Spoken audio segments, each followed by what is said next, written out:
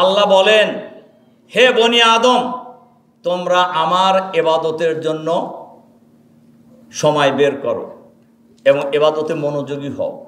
এখানে ইবাদত বলতে খালি আল্লাহ বিল্লাহ করার কথা বলেন নাই। তাহলে আমি তোমাদের অন্তরকে প্রাচুর্য দিয়ে ভরে দেব, আর তা যদি না করো তোমাদের হাতগুলিকে আমি কর্মব্যস্তময় করে রাখবো, কিন্তু অভাব দূর করবো না। কাজেই আমরা দৌড়াইলেই যে খালি ইনকাম হয়ে যাবে, বিষয়টা তো ওরকম নয়। আল্লাহ তাআলা আপনাদেরকে মেধা দিয়েছেন, আপনারা দেশের সবচাইতে ক্রিম অফ সোসাইটি বলে খ্যাত। আপনারা পয়সার পিছনে ঘুরবেন কেন? পয়সা আপনাদের পিছনে ঘুরবে ইনশাআল্লাহ।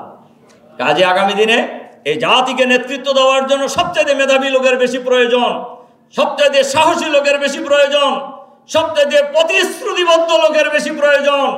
আমি মনে করি সেই লোক আমাদের হাতে আছে ইনশাআল্লাহ।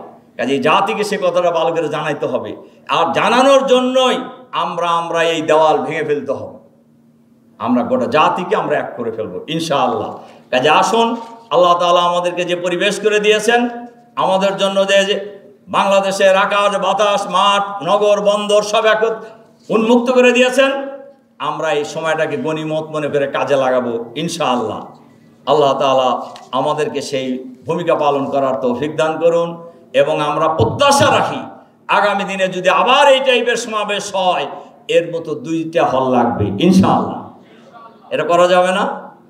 মহানগরীর দক্ষিণের 7 সদস্যদের যে সমাবেশ হয়েছে, তাহের ভাই সেখানে গিয়েছিলেন, আমিও সেখানে গিয়েছিলাম। ডিপ্লোমা ইঞ্জিনিয়ার্স ইনস্টিটিউটে যে হল প্রোগ্রাম, সেই হল ভর্তি হয়নি। শুধু আমির সেক্রেটারি দুইজনই আমাদেরকে বলতেছিলেন যে এরকম ভাগে 4-5টা হল ভর্তি আছে এই বিল্ডিংয়ের মধ্যে। কাজেই ডাক্তারদের মধ্যেও অনেক ডাক্তার আছে। আসুন আমরা সবাই মিলে আমরা ভয় করব শুধু কাকে? আল্লাহকে। সাহায্য চাইব আল্লাহর উপর, আল্লাহর, আর নির্ভর করব আল্লাহ তাআলার উপরে।